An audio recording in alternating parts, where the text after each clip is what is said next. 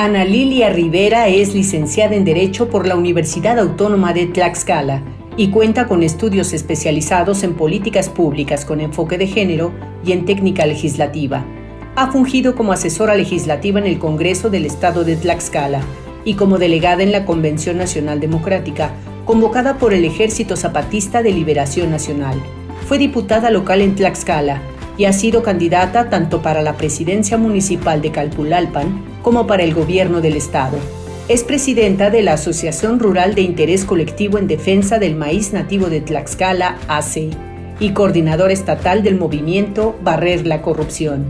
Fue miembro fundadora del partido Morena, así como secretaria nacional de Asuntos Indígenas y Campesinos de ese partido.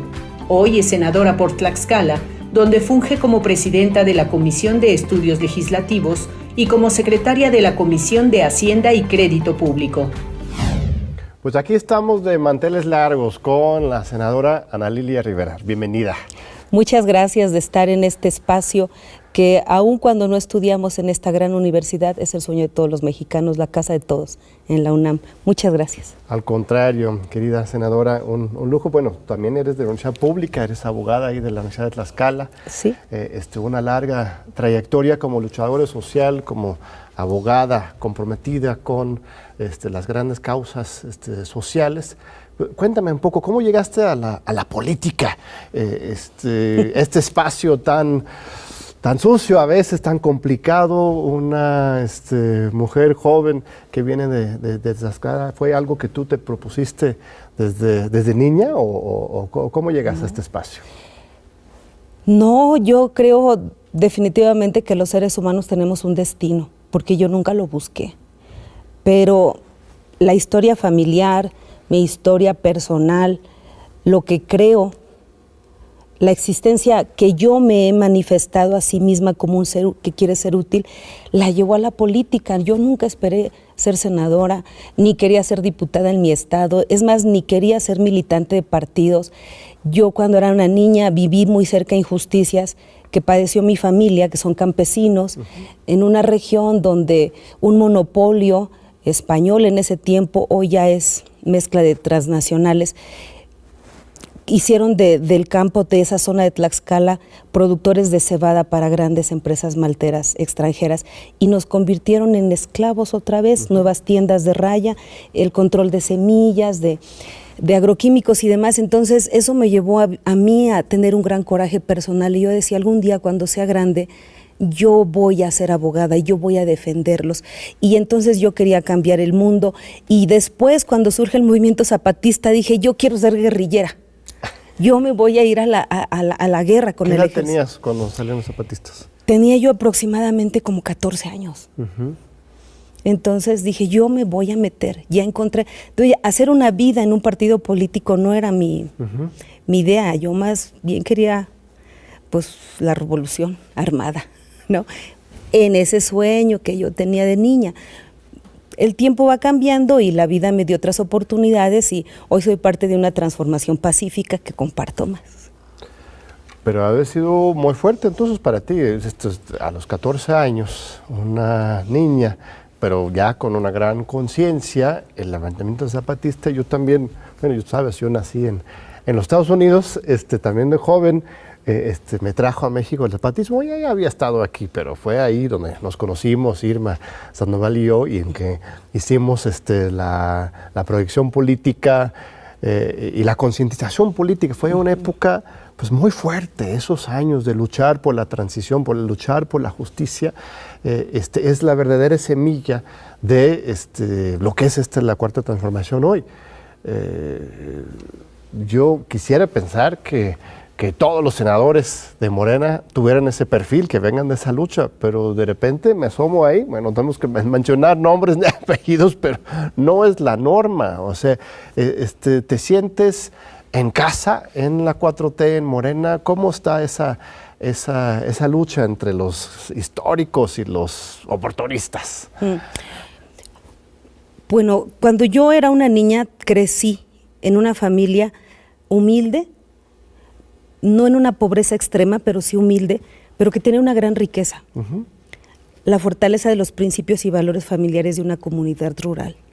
Mi papá, un campesino muy fino, muy educado, me llevó a conocer muy pronto las letras, porque yo era una niña muy inquieta y seguido me tenían que llevar al hospital descalabrada, quemada, raspada. Entonces decían, si no ponen algo a hacer, esa niña se va a matar un día, porque me subía a los árboles y desde ahí me caía, hacía cosas. Entonces mi papá un día llegó de la Ciudad de México y me regaló El Principito. Y se dio cuenta que teniéndome con la lectura todo el tiempo me entretenía.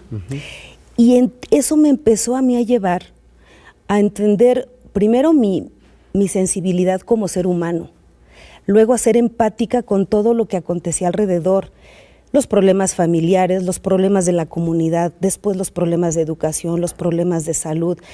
Y entonces me empezó a ser una persona muy consciente a muy temprana edad. Acompañaba a mi papá, que era comisariado ejidal, a las asambleas del ejido, y allí yo escuchaba las injusticias que padecían de las instituciones, del gobierno. Me toca con ellos enfrentar manifestaciones y luchas donde algunos de nuestros compañeros mueren. Y eso es lo que me genera a mí una insatisfacción del régimen, que no es una persona, es un sistema político de control abusivo, avasallador en este país, que teníamos que de alguna manera cambiar. Yo ya tenía esa semilla. ¿Cómo vamos a cambiar esto? ¿Quién lo va a cambiar? ¿Cuándo vamos a ser escuchados con justicia, con atención? Y entonces empiezo a darme cuenta que había otros como yo, en mi misma comunidad, después en el estado, en el municipio, y entonces tengo la claridad que yo voy a ser abogada. Entro a estudiar mi carrera, en el camino surge el movimiento zapatista, pero también en el camino, cuando soy una niña, Cuauhtémoc Cárdenas gana las elecciones y vivo el fraude del 88. Claro. En camiones de redila salían los campesinos de mi pueblo al Zócalo y yo era la única niña que iba agarrada de los camiones con ellos para llegar. Y el grito, el furor, el ver el suelo cuando yo iba caminando, por eso en las marchas yo siempre veo el suelo. Porque cuando veo el piso, veo los zapatos de quienes van. Y yo veía a gente con guaraches, con sandalias.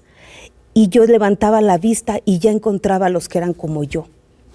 Entonces, esa cosa yo me la traje en mi cabeza. Después viene el movimiento zapatista y decido que tengo que participar. Y entonces digo, voy a ser parte del movimiento, voy a organizar a mis vecinos, hay que ir a las consultas, tenemos que reconocer los derechos de los pueblos originarios. Y esos momentos pasan. Ya no hay tiempo de narrar la historia de cómo termina este movimiento, que aún no termina porque todavía sigue latente la reivindicación de nuestros pueblos originarios y lograr su plena autonomía. Pero maduro, termino mi carrera y entonces decido que ha llegado el momento de tener una acción política, porque sola, aislada, no voy a poder hacerlo. Y entonces ahí es donde conozco al licenciado Andrés Manuel López Obrador. Ya tenía yo referencias de él por el éxodo que hizo hacia la Ciudad de México, el éxodo por la democracia en Tabasco. Él pasa por mi estado, muchos lo recibimos en su camino, porque yo vivo muy cerquita de la Ciudad de México ya. Mi comunidad es un pueblito que se llama Coahuila, es rural, está cerquita de Texcoco y es camino obligado para llegar a la Ciudad de México. Entonces nosotros nos sumamos al reclamo que hacía con justicia el licenciado Andrés Manuel. Yo fui con mi papá a esa búsqueda que hicieron de él, de llevarle en Contla cobijas, zapatos, porque venía mucha gente con él que no traía zapatos, una cosa. Allá conocí a doña Ifigenia Martínez, a Porfirio Muñoz Ledo. Yo era una jovencita, y sí ya no recuerdo la edad, pero yo recordaba a Andrés Manuel. Después ya fue dirigente del PRD y ya era jefe de la Ciudad de México. Cuando viene en el 2006 el proceso, en el 2005 el proceso de desafuero para quitarle la posibilidad de ser candidato. Ya era yo una joven, yo ya había terminado en ese, estaba yo por terminar mi carrera y decido que me voy a meter de lleno a ese movimiento en contra del desafuero del licenciado Andrés Manuel. Y empiezo a organizar jóvenes, hago reuniones, saco copias, pegamos panfletos, agarramos camionetas, nos parábamos en los mercados, en las escuelas donde nos pudieran escuchar.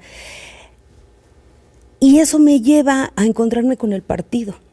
Digo, bueno, ya no puedo seguir haciendo política sin partido, necesito organización, principios, etcétera, y me afilio al PRD. En el 2006 me toca la oportunidad de coordinar la campaña del licenciado Andrés Manuel en 11 municipios de mi estado y vivo el fraude del 2006.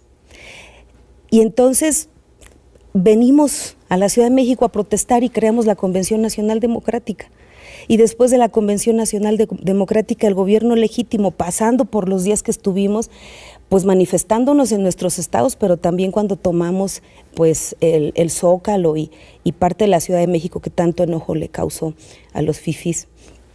Y entonces yo ya estaba metida en un proceso de un movimiento que se estaba no construyendo, porque el movimiento de transformación en México siempre ha estado ahí pendiente.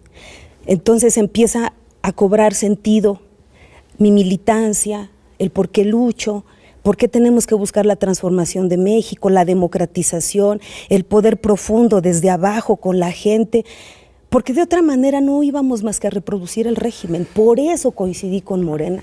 Cuando el licenciado Andrés Manuel se enfrenta con el Pacto por México ya en un proceso de degradación total del sistema político, donde izquierda y derecha son lo mismo, donde lo que importa son los intereses económicos, donde ya no hay diferencia entre uno y otro, pues el licenciado Andrés Manuel, después de la elección del 2012, pues decide que es el momento de dejar el régimen de partidos corruptos y construir una alternativa que le permita a la sociedad expresar su descontento con el proceso neoliberal y de corrupción de partidos, y entonces yo creo en eso y digo, vámonos para allá. Me parece maravilloso este relato histórico. Aquí estuvo hace un par de semanas el gobernador electo de Michoacán, Alfredo Ramírez Bedoya, que tiene una historia similar desde jovencito. Me decía que conoció a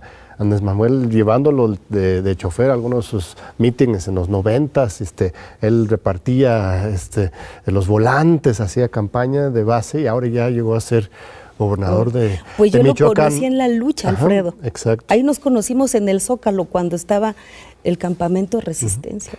Y estos perfiles me parecen muy emocionantes. Para eso fue tanta lucha, para gente como ustedes llegaran a estas posiciones de tanta importancia.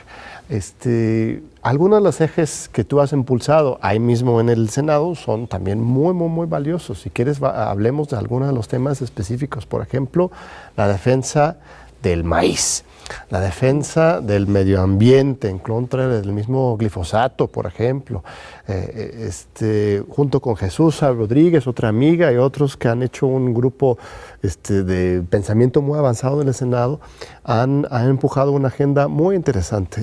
Cuéntame un poco de eso, ¿cómo ha sido esas conquistas de progresistas en el Senado? Nosotros llegamos con un movimiento muy comprometido con la sociedad. Tenemos una plataforma que hizo que 30 millones votaran por nosotros, sin conocernos a muchos, y nuestra obligación es cumplir esa agenda legislativa prioritaria. Era claro detener el proceso neoliberal, las reformas que con este proceso de 30 años se llevaron a cabo, anularlas o irlas anulando en la medida de lo posible, y muy poco espacio quedó para la agenda personal de nosotros, los senadores, diputados, porque tenemos una agenda prioritaria que marca el día. Sin embargo, hubo causas que se empataron y que dieron la oportunidad de que se dieran cosas extraordinarias. El Movimiento Nacional Sin Maíz No Hay País es el grito de resistencia ante un tratado de libre comercio que se firma para controlar económicamente todo aquello que le genere una ganancia a estos grandes monopolios agroalimentarios que son de los más poderosos del mundo y que, por supuesto, en México centra su atención porque somos un país muy rico. Somos ricos en recursos, somos ricos en recursos biológicos, en recursos naturales, agua, biodiversidad, pero también somos un país que tiene gente que se dedicaba a trabajar el campo por amor. No es lo mismo un productor que un campesino.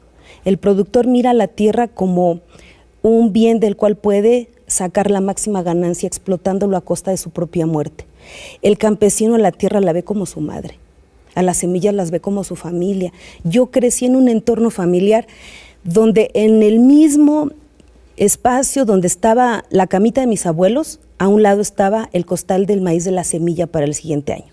En el cencal era para comer, pero el que estaba adentro, que dormía a un lado de él, era la semilla del siguiente año. Entonces, para nosotros las semillas son parte de nuestra sangre, de nuestros huesos, de nuestra idiosincrasia. La organización Sin Maíz No Hay País levanta la voz cuando dice no pueden convertir todo en negocio. La comida no es un negocio, la tierra no es un negocio, los recursos son finitos. Entonces, me sumo a ese movimiento, al movimiento Sin Maíz No Hay País. Cuando ganamos con el licenciado Andrés Manuel, el movimiento traía una agenda, y la agenda era, ante la inevitable ratificación de un nuevo tratado de libre comercio, claro, que es brutalmente dañino para el campo mexicano, nuevamente nos tocó perder con ese tratado de libre comercio que hemos ratificado, por eso lo voté en contra. Por eso en su momento en el Senado, en las discusiones internas, levanté mi voz y dije, ¿por qué no? Era tratar a como diera lugar de sacar, antes de que entrara en vigor el Tratado de Libre Comercio, de este gran negocio que las grandes empresas se frotan las manos de llevarse el control de la semilla de maíz. ¿Por qué? Porque muy pocos mexicanos saben que el maíz, junto con el petróleo y el oro, son los indicadores de la bolsa de valores todos los días. El maíz es el grano más sembrado en el planeta. El maíz es una planta nativa de Mesoamérica. México es un país de origen del maíz, y del maíz todavía no se ha podido, porque algo lo impide, son los intereses económicos, sacar todo el potencial económico que tiene para el mundo. Nosotros tenemos en este país nuestro aproximadamente 12 razas, científicamente hasta ahorita, hay quienes dicen que más, pero de variedades. Tenemos infinidad de variedades, son miles de variedades. Los colores significan una potencia económica muy grande, el morado, el azul, el amarillo, el que es para consumo humano, el que es para consumo de animales. O sea, el maíz es una riqueza extraordinaria que no quieren darle al pueblo de México. Te voy a interrumpir un segundito, senadora. Vamos a un breve corte y vamos a regresar para continuar con este fascinante diálogo con Ana Lilia Rivera. No se vayan, aquí te esperamos. Aquí seguimos con Ana Lilia Rivera. Muchas gracias, Ana Lilia. Justo antes del corte estábamos hablando sobre la importancia de alimento, producto natural, milenario, mexicano del maíz. Cuéntanos más de este producto tan valioso. Pues del maíz me han hablado mucho los grandes estudiosos del maíz en México. Primero el campesino y luego los ingenieros de la Universidad de Chapingo. Aprendí mucho con el doctor Turrén, el doctor Espinosa, el doctor Cato y otros muchos. Y entonces ellos me decían un día, ¿cómo es posible que del maíz tengamos más conocimientos científicos avalados para el extranjero que para los mexicanos? Hay un estudio de la Universidad de Barcelona que dice que el maíz morado, que es un maíz específico en algunas regiones del país, es el que tiene más alto contenido de antioxidantes y que podría convertirse en una medicina idónea para la gente que tiene leucemia, sobre todo niños y sobre todo gente en estado de desnutrición. México es un país muy rico, pero tenemos desnutridos y hambrientos. Y el maíz y el potencial que tiene, nada más de sacar el néctar del maíz morado hervido en un vasito como tecito todos los días para los niños sería vida, pero es muy barato y eso no es negocio. Pero puede ser negocio para alguien que lo meta en una botella con una patente y que te diga que estás tomando antioxidantes, pero eso no puede ser para el mexicano. Tiene que ser para las transnacionales. Claro. Y entonces muchas empresas empiezan a tener una ambición muy grande por controlar las semillas del maíz. Ha ido avanzando mucho el despojo de nuestro maíz. Lo han disfrazado fundaciones internacionales de ayuda y Y yo quiero decirles que hay instituciones en México que tienen el control de todas las razas y variedades de nuestro maíz en resguardo del CIMI, por ejemplo, que son recursos que no son para el pueblo de México, que en el momento que ellos quieran, lo sacan, lo mezclan, lo convierten en una semilla híbrida, le ponen derecho de obtentor, porque a eso no se le llama patente, y lo convierten en una semilla mejorada con nuestras propias razas, solamente porque hubo la intermediación de una mezcla de un laboratorio particular y una marca que les genera muchísimas ganancias. Mientras el maíz del que nacen todas esas semillas mejoradas que producen con mucho sacrificio pequeños productores e indígenas sin ningún apoyo del gobierno, que son las plantas que están resistiendo al cambio climático, que sin ellas no habría las otras, están cada vez agotando más sus espacios de sobrevivencia porque planean que no haya competencia. Claro. Para poder ellos controlar ese mercado tan grande de este grano del que todavía las empresas farmacéuticas, energéticas, están tratando de controlar para quedarse con grandes ganancias. Pero entonces, ¿votaste en contra del TEMEC? Sí. ¿Cuántos otros senadores te acompañaron en eso?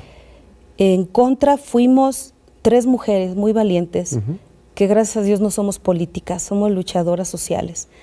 La senadora Jesusa, la senadora Nestora y yo.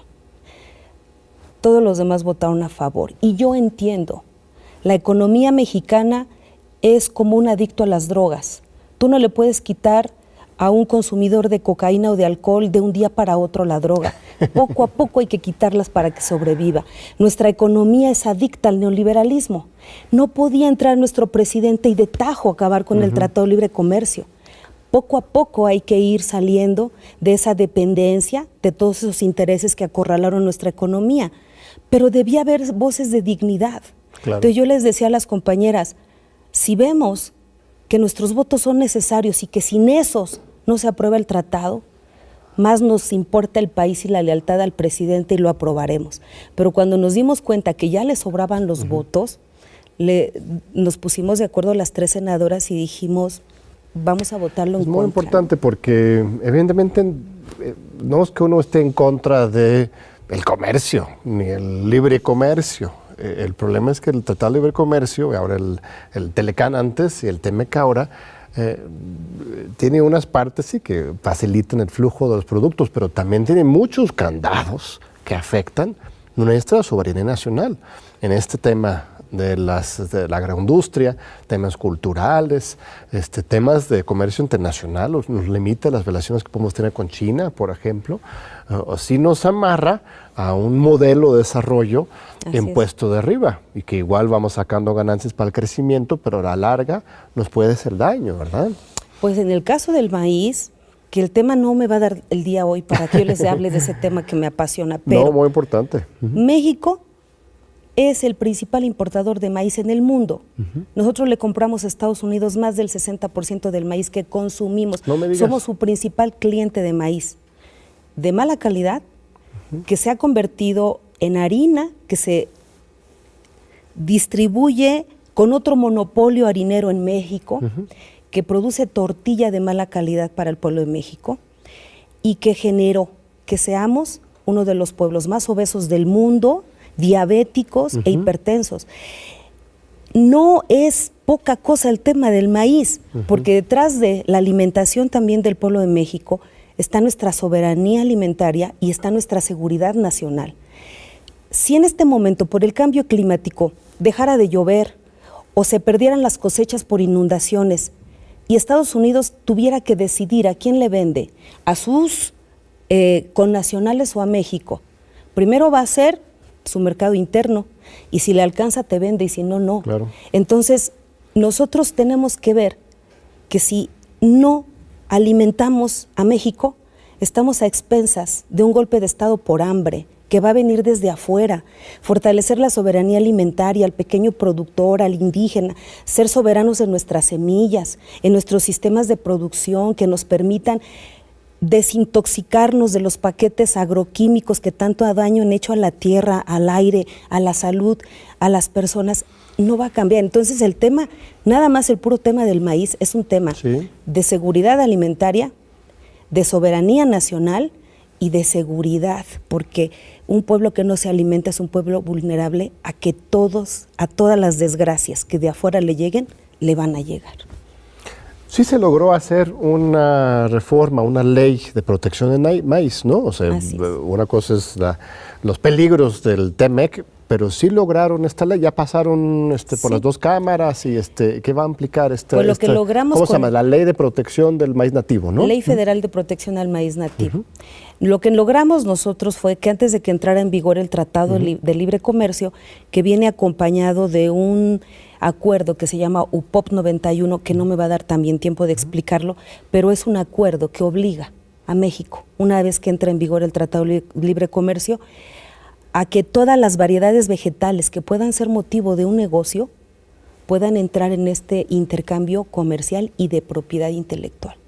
Lo que nosotros logramos con el maíz fue que, excepto el maíz, por lo menos sacamos la excepción, el maíz no podrá ser utilizado por ninguna empresa transnacional para controlar nuestras semillas nativas. No vamos a evitar que haya competencia, sí, pero todas las semillas nativas del pueblo de México que hoy están en manos de campesinos e indígenas tendrán la titularidad de sus dueños, sin que se les tenga que pedir que exhiban un certificado o sin que esas semillas llegue un momento en el que tengan el riesgo de que no puedan ser producidas porque hay empresas que tienen convenios y tu vecino sembró una semilla con control comercial y tú no, y te contaminó y te cobre a ti el daño. Te va a decir, oye, ¿por qué produces mis semillas? No me las compraste. México, el campesino mexicano le dirá al empresario, no, yo tengo una ley que me protege, que protege a mis semillas nativas. Por lo tanto, fuiste tú quien me contaminó y serás tú quien me pague. O sea, cambiamos las reglas del juego para proteger que haya en este país políticas y presupuestos de protección y fomento a la producción y al consumo de maíz. Cuando un mexicano de la ciudad, que toda su vida ha comido tortilla de la tortillería de la esquina, no tiene idea de lo que sabe una tortilla verdadera. Entonces es obligación del gobierno impulsar el consumo de maíz sano, nativo, en todas partes de México, y esa es una obligación que también la ley trae. Es una gran conquista esa ley, hay que asegurar que se implementen esos compromisos y esas promesas. No se ha logrado porque todavía falta que se constituya el Consejo Nacional del Maíz, que es un ente, es un organismo de consulta no lucrativa, que está conformada por pueblos originarios, el INPI, está conformado por campesinos, ejidatarios, científicos. ¿No se ha integrado todavía? Está en manos de la Secretaría de Agricultura. Ya le hemos pedido que lance la convocatoria porque este Consejo Nacional tiene que definir los programas y los presupuestos para hacer realidad esta ley. ¿Y ha habido resistencia de la Secretaría de Agricultura? Sí, sobre todo de su titular. Apenas le acabamos de aprobar un exhorto la semana pasada. Hay gente dentro de la Secretaría que nos ha apoyado mucho, pero en particular ha habido muchas resistencias en contra de nuestra ley, el Consejo Nacional Agropecuario y algunos entes dentro de la Secretaría de Agricultura que simulan que están defendiendo el maíz. Lo que en realidad quieren es aprovechar los proyectos y los presupuestos para volver a financiar a los amigos que siempre se han beneficiado con los presupuestos de agricultura. Y ahí siguen, esos intereses ahí siguen y los tenemos que seguir combatiendo, porque este gobierno cambió y dio una oportunidad, pero el viejo régimen sigue infiltrado, hay que trabajar mucho para sanear. Y limpiando y avanzando. Ahora cuéntame de Tlaxcala, tú eres de Tlaxcala y estos días de la conmemoración de los 500 años, ha generado cierta ola anti-tlaxcalteca, ¿no? Algunos dicen que son traidores, otros que son víctimas más de Hernán Cortés. ¿Cuál es la verdadera historia del pueblo tlaxcalteco desde la conquista? Bueno, a mí me encanta Tlaxcala, es hermoso el pueblo, la ciudad.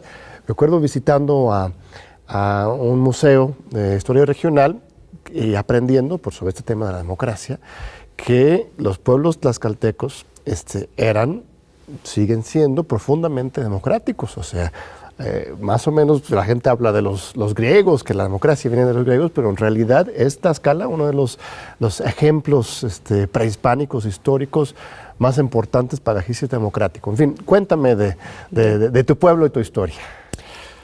Pues estamos estos días ya conmemorando los 500 años de la caída de Tenochtitlan, o del pueblo mexica, o mexica. Muchos mexicanos creen que la caída de Tenochtitlan fue como la derrota de México. Entonces no es así. Hay que analizar la historia en razón del momento que le tocó vivir a cada pueblo y cómo llegan los españoles. Y esa es la historia que nosotros queremos que se cuente hoy en México.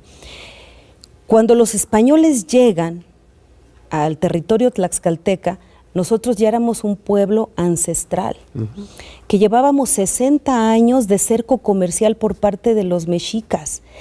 Tlaxcala era un pueblo guerrero, que no se sometió a los aztecas, que no aceptó sus condiciones y que en ese aislamiento los obligó a tener un ejército muy preparado porque estaban en guerras constantes defendiendo su territorio. Cuando los españoles llegan, por supuesto que no los esperan como aliados. Incluso la historia cuenta de 3 batallas muy grandes donde murieron españoles, donde mataron caballos. Los españoles, cuando llegan y pelean con nosotros, a nosotros nos queda claro que no eran dioses, porque sangraban, porque se morían. Le vuelan la cabeza al caballo para ver qué era y se dan cuenta que era una bestia, que no eran el mismo ser, el caballo y el hombre. Y entonces, en esta democracia que ya vivía Tlaxcala, que estaba dividido en señoríos, donde los viejos hacían un consejo, que era la República Antigua de Tlaxcala, en esta debatían los asuntos que concernían a la defensa de su territorio, de su seguridad. Y había 4 grandes jefes. Estos grandes jefes que pertenecían a 4 señoríos, Tizatlán, Ocotelulco, Cuyahuiztlán, Tlaxcala, ellos deciden que hay un enemigo más grande que los españoles, que el momento de hacer una alianza para derrocar a su enemigo histórico ha llegado y que más que seguir guerreando con ellos, hay que pactar una alianza estratégica para defenderse de su opresor y liberarse de él. Esa fue la realidad del contexto de nuestro pueblo en la alianza, no la traición. No había traición porque no había un concepto de nacionalidad. Eran regiones gobernadas con sus costumbres, con sus gobiernos, y ellos no tenían el concepto de que ni siquiera que éramos de América. Para nosotros la llegada de los europeos también fue sorpresiva, no sabíamos que había otros humanos en el mundo, ¿no? Entonces esta alianza que en su momento consideran los señores de Tlaxcala que era estratégica, tampoco era unánime, había resistencias. Xicoténcatl padre, Xicoténcatl hijo, que finalmente cuando se da cuenta que los españoles eran hombres ambiciosos, crueles, que no tenían honor, porque nosotros peleábamos con honor, pactábamos tantas lunas de guerra, y nos íbamos a nuestros pueblos, no peleábamos siempre. Por eso hay historias que cuentan que a los españoles se les aconsejó ataca de noche, porque dentro de nuestras reglas de guerra, de noche no se peleaba, ¿no? Entonces, ellos, Xicoténcatl se da cuenta que ellos eran hombres sin honor, y que eran hombres ambiciosos, y que eran malvados. Y entonces deciden, antes de atacar a la gran Tenochtitlan, llegando, sumarse un bloque del ejército tlaxcalteca a los mexicas y pelear en contra de los españoles, pero traicionan a Xicoténcatl hijo, y los españoles se enteran del plan que tienen y lo matan, y luego le dicen a su padre que ha sido muerto por los enemigos, cuando fueron los propios españoles quienes lo mataron, porque incluso dentro del Consejo Tlaxcalteca no había unanimidad de lo que estaban haciendo. Entonces no había una conciencia de los efectos que iba a tener esa alianza. Finalmente, la historia que se construye en el siglo XIX hasta esta época, hablemos de que ya en los últimos años hay historiadores que a la luz de nuevos descubrimientos o mejores estudios de antropología, el lienzo de Tlaxcala y otros más, fueron quitando esa narrativa de que los tlaxcaltecas somos traidores. Pero parece mentira que en este siglo todavía haya muchos mexicanos que cuando les dices que eres de Tlaxcala, lo primero que te referencian del pueblo de los traidores. Y conforme se fue acercando la llegada de este 13 de agosto, empieza a haber un sentimiento de que los tlaxcaltecas ayudamos a que el país fuera derrotado, y no es así. El país no era el que después construimos y del que hoy somos parte, ¿no? Muy importante lo que relatas, Ana Lilia. Te voy a interrumpir una vez más porque vamos a un breve corte, pero vamos a regresar para este fascinante diálogo con la senadora Ana Lilia Rivera. No se vayan. Aquí seguimos con Ana Lilia Rivera. Muchas gracias por seguir con nosotros. Estamos hablando sobre Tlaxcala. Es fascinante lo que cuentas porque fueron doblemente víctimas los tlaxcaltecos, ¿no? Por un lado de los aztecas y después por los españoles. Y reivindicar esa historia propia de un pueblo es muy, muy, muy importante. Ahora hay otra figura en que has también trabajado para reivindicar y pues evitar estas telarañas de la energía histórica, que es pues Marina, la famosa Malinche. Has incluso pedido, hasta aprobaron un exhorto en el Senado, varios de ustedes, para que se erigiera un monumento a la Malinche. Cuéntame de ese otro trabajo histórico. Sí, claro. Yo me gustaría que muchos que hoy nos puedan ver, algún día puedan ir a Tlaxcala para recorrer la gran obra del último muralista de este país, que fue Desiderio Hernández Xochitiotzin. Toda la obra está en Palacio de Gobierno, es maravillosa. Tlaxcala tiene una cultura riquísima. Nosotros conquistamos o colonizamos, mejor dicho, conquistar, no, hasta Texas. En el norte y hasta el sur llegamos hasta Filipinas. O sea, Tlaxcala ha enriquecido la cultura de este México, que hoy sí consideramos nuestra nación, pero dentro de los grandes mitos que hay, pues está el de Marina, Malinci, porque la Malintzin es nuestra, Malintzin porque Malinci es la montaña, o Malinche como le dicen, porque se ha creado en torno a ella una narrativa tan injusta que me recuerda mucho mi primer enfrentamiento que tuve con mi mamá cuando me habló de Dios.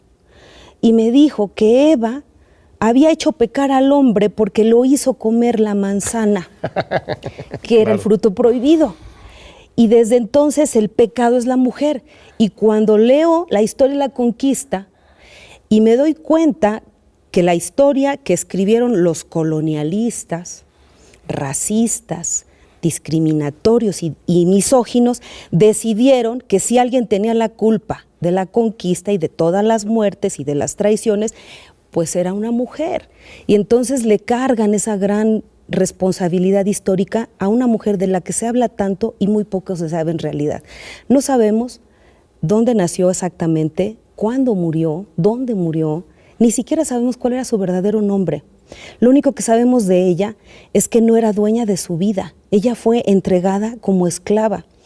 Y llega en un momento de la historia a converger en un momento donde tenía la facultad de que hablaba muy bien el náhuatl, hablaba el maya, y poco a poco empieza a entender el español y se convierte en una traductora que ojalá algún día le hagan mérito en la historia a esta mujer, porque imagínense ustedes cómo podía Hernán Cortés saber si lo que ella decía era lo que él quería expresar, o cómo podían los grupos, los jefes de otros grupos originarios de México, que ella estaba diciendo lo que ellos querían. Se convirtió, ella tuvo tanto poder que solamente puede entenderse en un cerebro muy ágil, en una diplomática, en una gran política, que supo entender tan rápido la cosmovisión de dos mundos. De repente escuchar a los españoles hablar de papas, cuando aquí era Huitzilopochtli, o empezar a ver estrategias militares que no convergían con nuestra cultura. ¿Cómo pudo ella comunicar a estos dos mundos? Que muchos dicen que gracias a su intervención es que muchas de nuestras culturas se mantuvieron y costó muchas menos muertes, por lo menos violentas, ¿no? Sabemos que lo que en realidad facilitó la conquista, pues fueron las enfermedades que trajeron los españoles para los que no estábamos preparados. Pero ella fue una mujer víctima de sus circunstancias, una mujer brillante, a la que por supuesto no le quedaba más que sobrevivir. Entonces lo que queremos es la reivindicación de ese discurso misógino que incluso se ha llevado al diccionario de la Real Academia de la Lengua Española, que dice malinchismo es igual a despreciar lo propio y aceptar con facilidad lo ajeno, ¿no? Entonces nosotros no queremos que la conviertan en una santidad. Solamente queremos que se reconozca en la Malinche la aportación que las mujeres indígenas hicieron a este proceso de colonización y de mestizaje en el que hoy se construye México, porque ya lo dice Federico Navarrete en uno de sus extraordinarios estudios del lienzo de Tlaxcala. Los conquistadores no hubieran podido lograr la hazaña militar si las mujeres indígenas de este país no los hubieran alimentado, no los hubieran curado y no les hubieran servido de refugio emocional y sexual en esta travesía. Entonces, lo que nosotros estamos pidiendo es la reivindicación histórica de lo que ella representó, pero también en un monumento que más que nada sea para reconocer en este proceso de mestizaje la aportación de las mujeres indígenas en la construcción del México actual. Pues qué importante lo que propones y las causas que estás defendiendo. Fuiste precandidata a la gobernatura de Tlaxcala, muy recientemente, el año pasado. ¿Cómo fue esa experiencia? ¿Qué aprendiste? ¿Lo volverás a hacer en la próxima? Cuéntame esa experiencia, porque a muchos nos dio mucha ilusión justamente que alguien con tu perfil, con tus ideas y tu trayectoria se lanzara para un cargo tan importante. Yo entiendo que el Movimiento de Regeneración Nacional es más que un partido. El partido es un instrumento de interés público, así lo dice la ley, necesario para lograr el registro de hombres y mujeres que aspiran al poder, identificados con principios, con valores que están dentro del estatuto de un partido. Construimos a Morena como un instrumento de la gente, del pueblo de México, para acabar con el régimen de corrupción que impera en el sistema de partidos políticos nacional. Nuestra obligación es no reproducir los viejos vicios de la política de la que nosotros, en nuestros principios y estatutos, hablamos. Por congruencia, yo estaba obligada, así representar a una sola voluntad en mi estado, a participar y pelear. Me queda claro que nuestro movimiento es más grande que el partido tiene un trabajo muy grande de aquí al futuro. El reto más grande que tiene Morena es la democratización interna del partido. Sin democracia adentro, no puede haber democracia afuera. Y nosotros nos comprometimos como movimiento y como partido a que profundizaríamos la democracia en México. Es un contrasentido tomar la democracia como una de nuestras luchas y llevar a cabo procesos antidemocráticos, obscuros, de negociación, de acuerdo, incluso en algunos lugares vulgarmente de venta de candidaturas. A ver, pero son reflexiones importantes. ¿Qué pasó exactamente en Tlaxcala? Pues, no que hubo una encuesta, se consultó a la gente. Ese es el discurso, por lo menos, que fue un proceso de tomar en cuenta a la ciudadanía y que no fue cupular, sino desde las bases. ¿Qué información tienes que te hace pensar que no fue así? Yo por eso digo que tenemos una gran tarea. Democratizar al partido es democratizar sus sistemas de selección interna. Sí se llevaron a cabo encuestas, por lo menos a mí me llamaron la Comisión Nacional de Encuestas y me enseñó una encuesta. Una encuesta que decía, les voy a decir las preguntas. Pregunta número 1, la persona más conocida. Pregunta número 2, la que más conoce territorio. Pregunta número 3, la más cercana a la gente. Pregunta número 4, ¿qué opinas de su calidad? ¿Qué opinión tienes? Ni siquiera habla de calidad moral. ¿Qué opinión tienes, buena o mala? Y la última, ahorita a ver si se me viene, es que fueron 5. Y le dieron un valor a cada a cada respuesta. El sí, el no, y ya después sumaban y decían, pues tuvo más ¿no?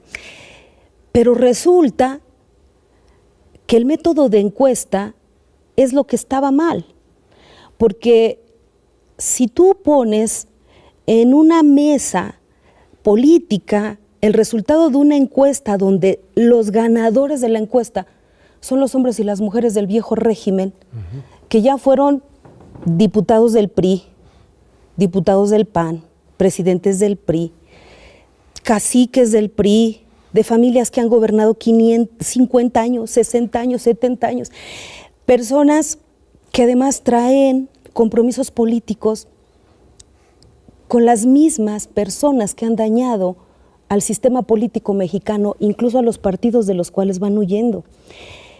No se les preguntó a los ciudadanos sobre los 3 grandes principios que mueven a Morena: no mentir, no robar y no traicionar. Esas 3 preguntas eran básicas, porque podía ser el más conocido, pero si no eras el candidato idóneo políticamente para representar a un partido que está luchando contra un régimen de corrupción, no lo puedes apoyar.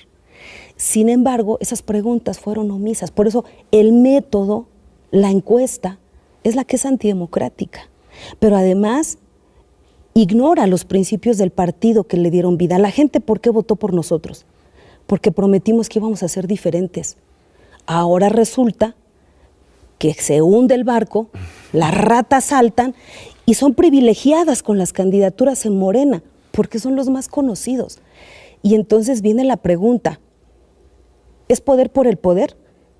¿O es buscar la transformación del país a través del ejercicio del poder? Ese es el gran reto que tiene Morena. Por eso salí a denunciar públicamente que no estábamos de acuerdo con la encuesta, no por los resultados, sino por la metodología de las preguntas que fueron hechas. Y también salimos a decir, en este contexto, si Salinas de Gortari quiere ser presidente de México, métanlo en la encuesta y va a ganar. Por conocido, ¿no? Porque por conocido, porque ya el que gana la pregunta por ser más conocido ya ganaba, que era el más cercano a la gente y el que más territorio conocía. Yo gané en la encuesta donde era la que mejor opinión tenía la gente, pero cuando hacen la suma, eran 9 puntos contra 3, ¿no? Entonces, por eso es que yo levanté la voz y en su momento lo señalé. Hay un gran reto, hay que hacer muchas cosas. Hoy lo que nos queda es cerrar filas para crear instrumentos de control del poder y que aquellos que llegaron porque piensan que aquí van a seguir haciendo lo que antes hacían, se encuentren a un pueblo con el derecho a la revocación de mandato. Por eso ahorita queremos sacar la reglamentación.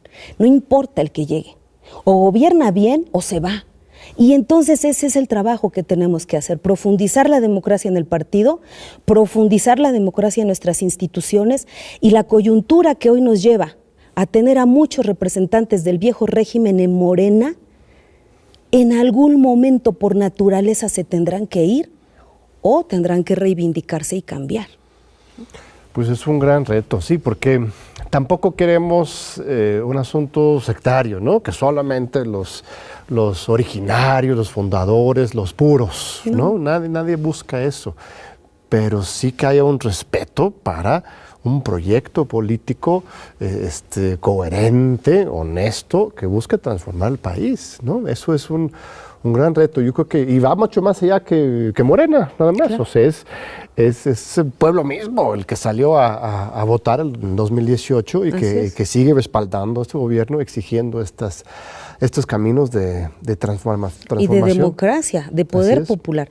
No todo lo que está en Morena es puro ni bueno.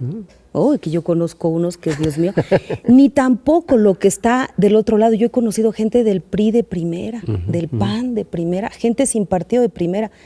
Aquí es cómo el partido va a consolidar la selección de candidatos idóneos. Miren, el descalabro que sufrimos en Nuevo León, y por no decir otras, es relevante. Todo en la Ciudad de México. Un senador que cada que tomaba la tribuna era para atacar a nuestro gobierno, para burlarse de nuestras decisiones. Pues alguna vez hasta nos llamó pues ignorantes, ¿no? Y ya era el candidato a presidente municipal porque no se le habían dado en el PAN. O sea, esas decisiones... ¿En dónde? ¿En qué ciudad? En Nuevo León. Nuevo León, sí, claro. O sea, y después, cuando se da cuenta que ya no íbamos a ganar, que se arrepiente y dice, no, mejor me regreso donde está. Esas cosas es las que el partido debe poner. Vamos a seguir haciendo el ridículo así. Si no vas a calificar la idoneidad, aquí hay que aguantar hasta el final y pierdas o ganes. Lo que hay que es avanzar en la construcción de una sociedad más crítica, más participativa, más informada, y algún día llegará. Pero esos tropiezos que evidenciaron la manera tan deshonesta como se otorgaron en algunos lugares las candidaturas, o nos hace reflexionar o nos va a llevar en poco tiempo a perder la gran oportunidad de con Morena lograr la transformación. En cuanto nos empecemos a parecer más a los otros, me da mucha pena, pero hace unos días discutimos el tema de la posibilidad de los juicios, que los verá. Desafueros, claro, tú como presidente de la comisión responsable por convocar a la permanente, diste una batalla muy fuerte, lo lograste, la votación finalmente con respecto al desafuero de Mauricio Toledo y Saúl Huerta, pero no fue fácil. No, quiero decirles que en la discusión decían la oposición, a favor de... para que se castigue al diputado violador de Morena, diputado violador de Morena, diputado violador de Morena. Entonces llega un momento en que una diputada se molesta y dice, oye, quiero decirte que este diputado violador de Morena militó 20 años en el PRI. Y le dice, valiente consuelo es que ahora ustedes se han llevado lo mejor del PRI. O sea, esas burlas hirientes en debates de tan alto nivel como tiene que ser el desafuero, nos lleva, quiéramos o no, a las decisiones que ha tomado el partido. Tenemos una gran responsabilidad con el país, con nuestro presidente, con el futuro de México. Y si estamos luchando porque el desafuero sea real, porque la revocación de mandato sea posible, porque las consultas populares sean cotidianas, si estamos avanzando en la democracia, el partido es el más obligado a democratizar su vida interna. Están obligados, no hay pretextos. Y se lo dije a Mario Delgado en una reunión que tuvo con nosotros los senadores. Usted puede venir aquí y mostrarnos el éxito de su estrategia, pero aquí no nos vamos a engañar. Se gana el poder, pero no gana el movimiento de transformación. Eso esperemos que quienes hoy tienen la oportunidad de ser gobernadores, diputados y presidentes municipales lo prueben. Porque de lo contrario, no acompañar a todos estos liderazgos que llegaron por cualquier cosa, menos por un compromiso con el proyecto de transformación, va a ser un descalabro, donde habrá lugares donde digamos, más nos valía haber perdido. Porque un pueblo que pierde la esperanza, entonces sí, nos costará un siglo volver a hacer que crean en que podemos cambiar las cosas. Pues muchísimas gracias por estas palabras tan fuertes que llaman a la reflexión.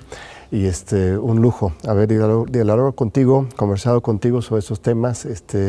Regresa pronto, por favor. Gracias. Y todo nuestro apoyo a tu gran lucha en el Senado, en Tlaxcala, en el partido. Y muchas gracias a usted por acompañarnos en este gran programa Diálogos por la Democracia en TV UNAM. Nos vemos de nuevo en 8 días para otra gran discusión. Gracias. Un placer. Al contrario.